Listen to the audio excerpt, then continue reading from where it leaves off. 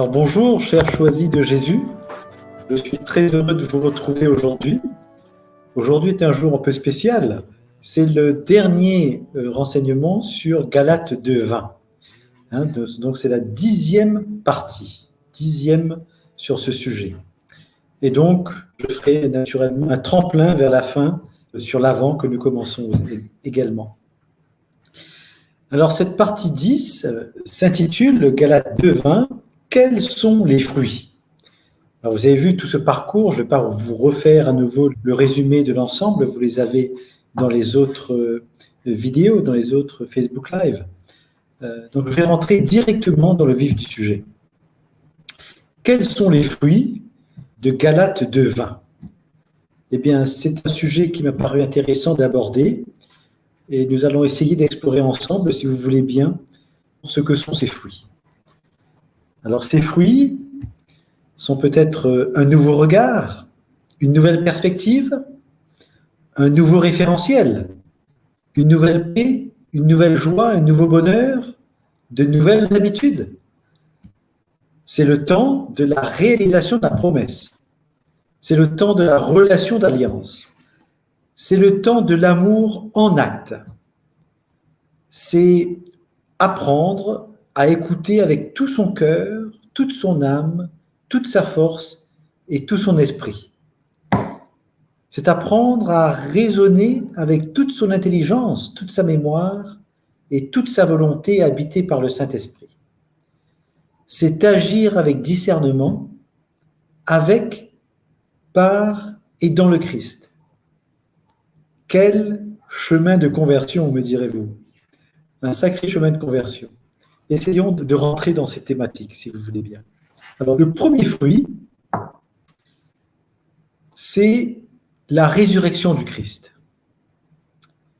Si nous sommes ancrés dans nos mauvaises habitudes et envahis de tentations que l'adversaire nous envoie pour nous faire tomber dans son piège, rappelons-nous que nous avons Jésus qui a vaincu la mort et tout ce que le mauvais s'est évertué à développer. Le nom de Jésus est au-dessus de tous. Toutes les créatures au ciel, sur terre et aux enfers sont sous son autorité. Nous avons l'amour du Père, nous avons un sauveur en la personne du Christ Jésus, et nous avons un défenseur en la personne du Saint-Esprit. Plus que cela, nous avons une mère pour nous protéger, nous enseigner et nous conduire à Jésus. Plus que cela, nous avons toute la communion des saints et des saintes pour famille et qui se tiennent en présence du Père dans l'amour. Plus que cela, nous avons chacun un ange gardien pour nous accompagner et nous protéger tout au long de notre vie, et cet ange gardien est à notre disposition. Plus que cela encore, nous avons les âmes saintes du purgatoire qui peuvent nous aider sur terre. Plus que cela encore, nous avons sur terre des amis sur qui nous pouvons compter, qui prient et intercèdent pour nous, même si nous ne les connaissons pas tous.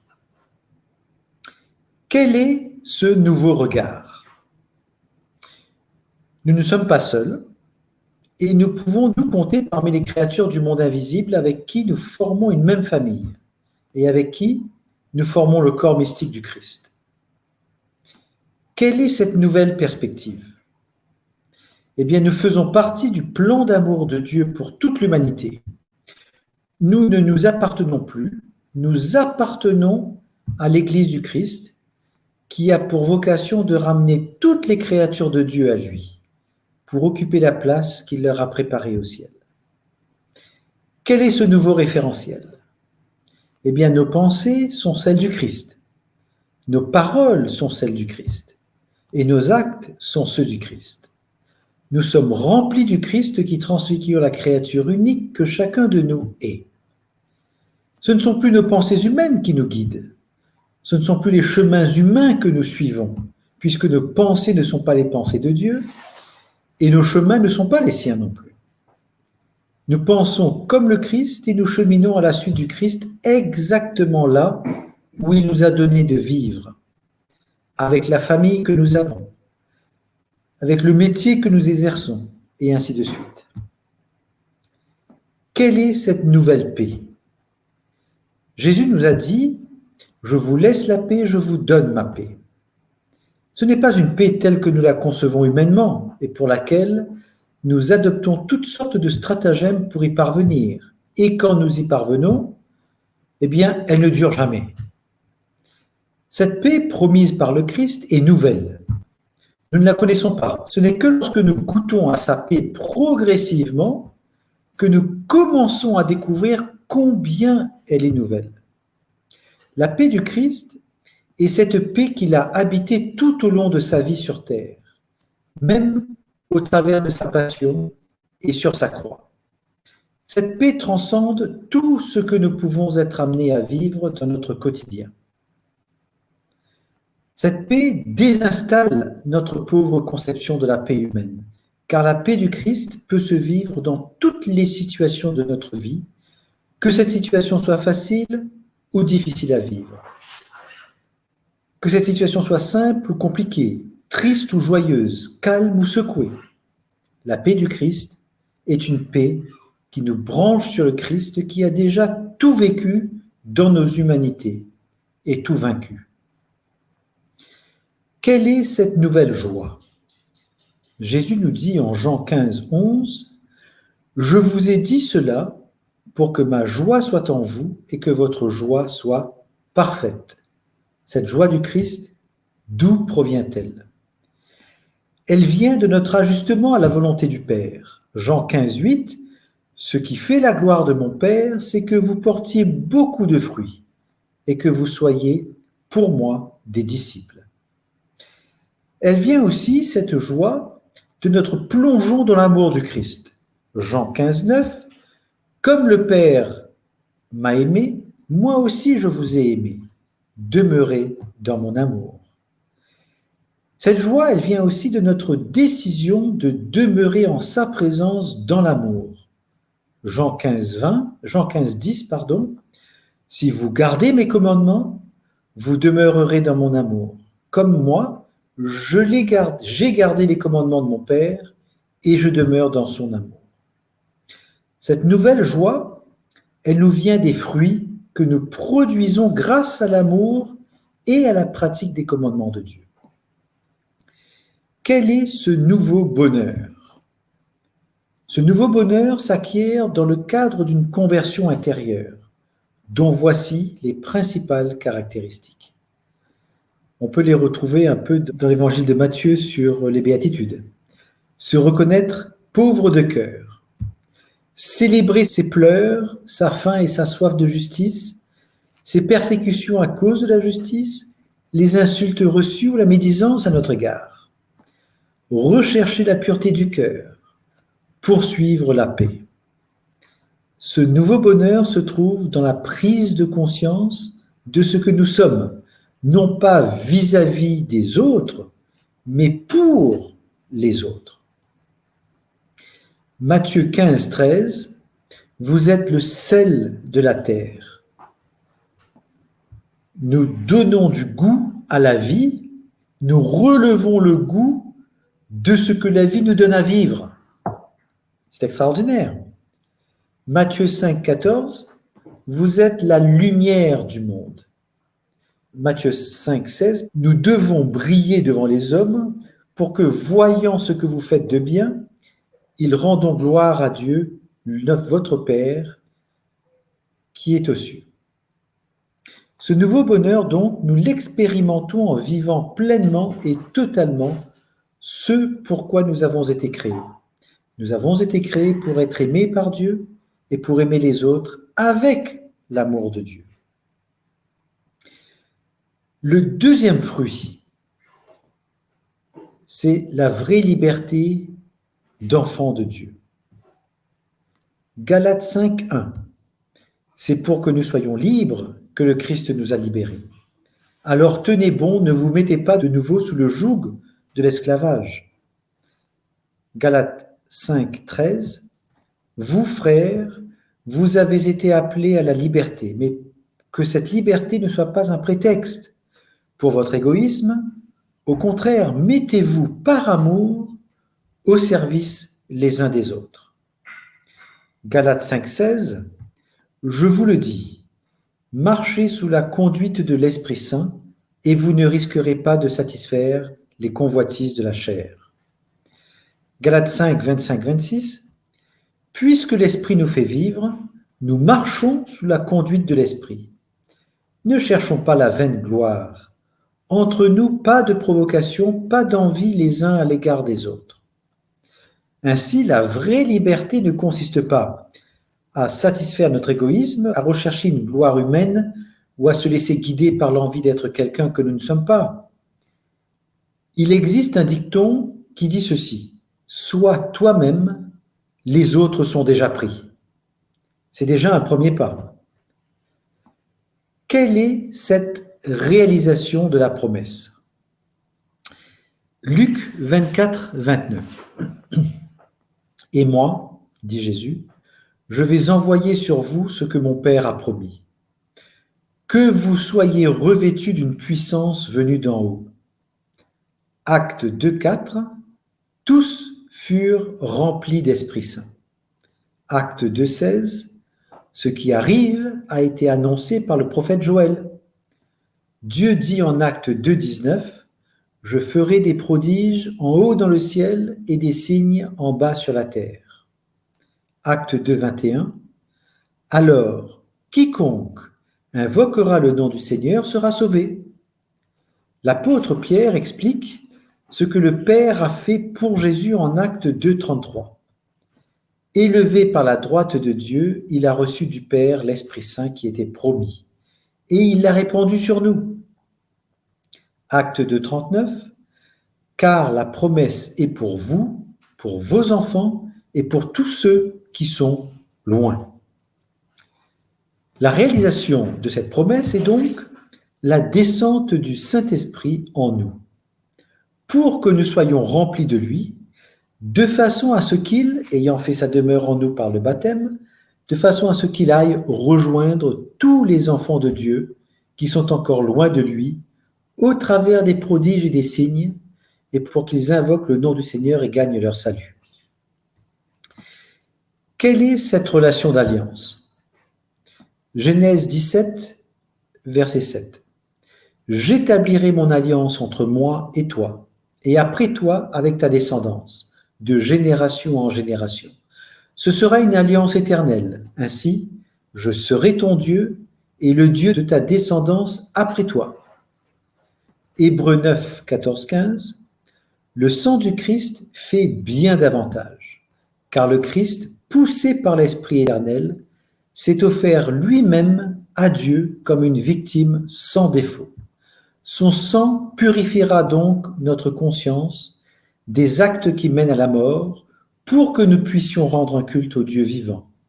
Voilà pourquoi il est le médiateur d'une alliance nouvelle, d'un testament nouveau, puisque sa mort a permis le rachat des transgressions commises sous le premier testament. Ceux qui sont appelés peuvent recevoir l'héritage éternel jadis promis. 2 Corinthiens 3, 6, lui nous a rendus capables d'être les ministres d'une alliance nouvelle, fondée sur l'Esprit qui donne la vie. Cette relation d'alliance est une relation entre Dieu et nous, entre nous et Dieu, et dont les retombées bénéficieront à nos descendants jusqu'à la 4e génération. Cette relation d'alliance est fondée sur le sang versé par Jésus lui-même, qui purifie notre conscience de tout ce qui nous conduit à la mort, à l'esclavage. Si donc nous sommes encore esclaves de nos attaches qui nous éloignent de Dieu, plongeons dans cette relation d'alliance en nous laissant remplir du Saint-Esprit pour faire de nous ces ministres de la vie divine. Quel est cet amour en acte ? Jésus guérit les malades et les infirmités et chasse les esprits mauvais. Il parle du royaume de Dieu. Il enseigne et prêche la bonne nouvelle du royaume. Jésus ne s'arrête pas là. Il envoie ses apôtres en mission à sa place en leur donnant son autorité. Jésus ne s'arrête pas là non plus. il envoie le Saint-Esprit de vérité, le défenseur, qui nous enseignera tout et nous fera souvenir de tout ce que Jésus a dit. Cette vraie liberté d'enfant de Dieu consiste en l'accueil de la promesse de Dieu, c'est-à-dire de l'Esprit Saint en nous, en vue de vivre dans une relation d'alliance avec lui, pour le bien des autres, en laissant son amour agir en nous, autour de nous et à travers nous. Voyons maintenant le troisième fruit, les charismes. Nous connaissons à présent très bien ce verset de la lettre aux Philippiens, chapitre 2, verset 13. C'est Dieu qui agit pour produire en nous la volonté et l'action selon son projet bienveillant. Ainsi, à tout instant du jour et de la nuit, Dieu dépose en nous sa volonté et l'action qui lui correspond. Nous disposons ainsi à chaque instant du nécessaire pour nous inscrire dans son plan bienveillant. 1 Thessaloniciens 5, verset 19, n'éteignez pas l'esprit. 1 Corinthiens 12, verset 7, à chacun est donnée la manifestation de l'esprit en vue du bien. Apocalypse 3, verset 22, celui qui a des oreilles qu'il entende ce que l'Esprit dit aux églises. Le Saint-Esprit nous utilise pour déployer son amour sur tous les enfants de Dieu. Le Saint-Esprit nous utilise pour amener les enfants de Dieu à préférer Dieu à toute créature humaine. Le Saint-Esprit nous utilise pour déployer les dons spirituels qu'il a déployés en nous auprès des enfants de Dieu. Ces dons spirituels, ce sont justement les charismes qui nous sont donnés pour nous permettre de contribuer à l'édification du corps de Christ, c'est-à-dire à l'Église. C'est cela le projet bienveillant du Père pour lequel Jésus a donné sa vie et versé son sang. Isaïe 11, 2, sur lui repose l'Esprit du Seigneur, esprit de sagesse et de discernement, esprit de conseil et de force, esprit de connaissance et de crainte du Seigneur.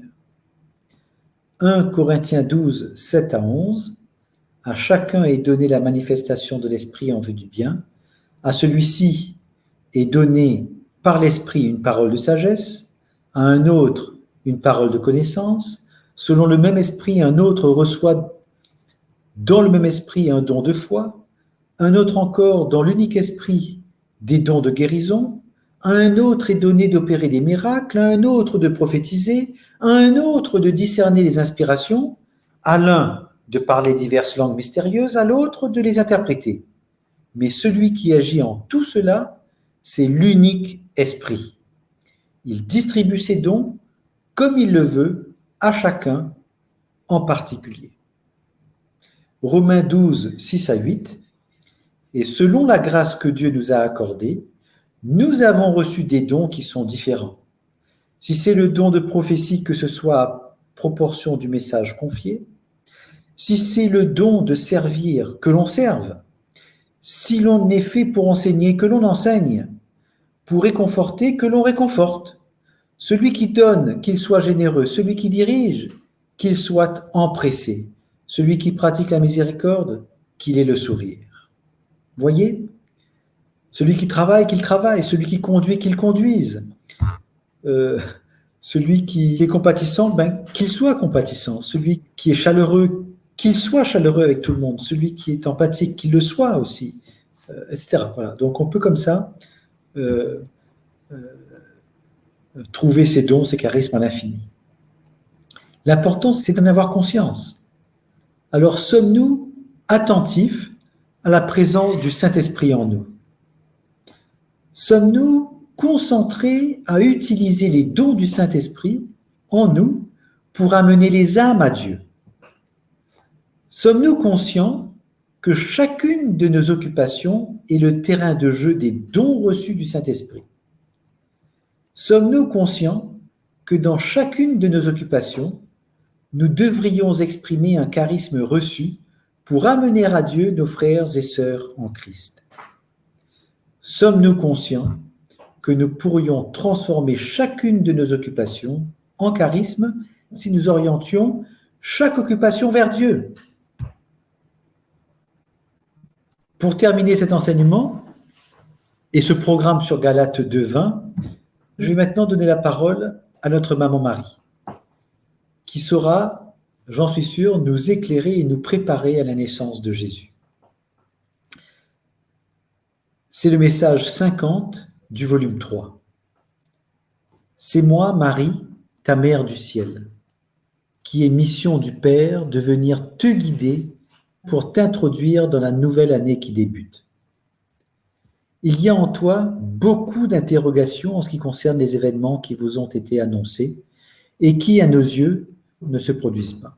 Sur Terre, vous devez accepter de vivre dans une dimension autre que celle du ciel. Un voile vous empêche de voir et de comprendre ce qui se passe au ciel. Ce voile obscurcit votre intelligence et fait en sorte que vous n'êtes pas capable d'analyser et de comprendre parfaitement ce qui vient du ciel. Ce que vous pouvez et devez faire, c'est de tout accueillir avec votre cœur d'enfant, en acceptant que vous soyez trop petit pour comprendre. Dans les petits événements de votre vie, il est très difficile pour vous de comprendre pourquoi telle souffrance, pourquoi tel conflit, telle maladie ou infirmité, tel accident. Même les événements heureux sont souvent difficiles à comprendre. Pourquoi telle grâce ou bénédiction? Pourquoi telle reconnaissance ou appréciation? C'est souvent beaucoup plus tard que vous arrivez à comprendre la signification et le bienfait que ces événements vous ont apporté. Prenant conscience que vous ne pouvez comprendre les petits événements de la vie au moment où ils se présentent, il devient facile d'accepter que vous ne puissiez comprendre les grands événements du ciel annoncés, qu'ils se passent ou qu'ils ne se passent pas. Ce qui vous avait été annoncé était pour vous préparer en vous tenant en habit de service. Le retard établit une vérification et une sélection à partir de la profondeur de l'engagement, car ceux et celles qui n'ont pris qu'un engagement superficiel vont s'éliminer d'eux-mêmes, comme le raconte la parabole des vierges sages et des vierges folles. Les folles se sont éliminées d'elles-mêmes. Aux yeux du ciel, ce qui est important, c'est l'engagement du cœur et finalement de tout son être par un oui sincère qui n'est jamais remis en cause, peu importe les événements.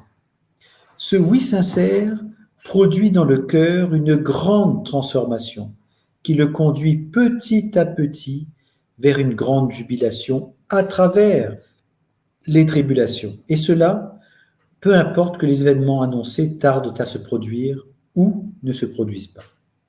Cette jubilation provient de la grande intimité avec le cœur de mon Fils Jésus, qui conduit le vôtre vers la plénitude de l'amour. Divinement vous êtes aimés, et moi, votre mère, je vous berce, afin que vous puissiez accueillir cet amour qui vous transforme et fait de vous des êtres pleins d'amour. En ce moment même, reçois, toi qui écoutes, reçois l'amour venant directement du cœur du Père que j'ai mission de déverser dans le tien. Je t'aime follement, je t'aime, ta mère Marie. Encore un dernier mot, un cadeau pour cette première semaine de l'Avent peut-être. Ce cadeau provient du livre des Proverbes, chapitre 4, verset 23. Par-dessus tout, veille sur ton cœur, c'est de lui que jaillit la vie. Merci de votre écoute, merci de m'avoir accompagné durant ces 10 sessions sur Galates 2:20. Pour ma part, j'ai été très très heureux d'explorer. J'espère que ça a été le cas pour vous aussi. Peut-être puis-je prendre connaissance de quelques-uns de vos commentaires. Alors Caroline nous dit « Amen, Alléluia, merci Seigneur de demander de poser des actes de foi toute la journée et ainsi de venir rejoindre chaque instant de la journée et accueillir ton action avec moi et avec nous. » Merci Caroline, c'est une très belle interprétation. J'offre votre commentaire à tous les auditeurs. Merci beaucoup Caroline. Louisa nous dit « Tu as raison, mais quand tu es seule, c'est pas pareil. Sans contact. Mais le chemin avec Léandre et les choisis de Jésus m'a appris, et c'est une grande grâce, d'être raccordé toujours au Seigneur, qui, en son temps, le Seigneur me montre, répond. Je souhaiterais qu'on prie pour moi, car pour le moment, c'est pas le top. Merci. Merci Louisa pour cette demande. Eh bien, nous allons effectivement prier pour toi. Nous demandons au Seigneur de bien vouloir faire descendre son baiser trinitaire. Maintenant, là, dans le nom de Jésus. C'est-à-dire l'amour du Père, l'intimité avec Jésus et l'accompagnement du Saint-Esprit.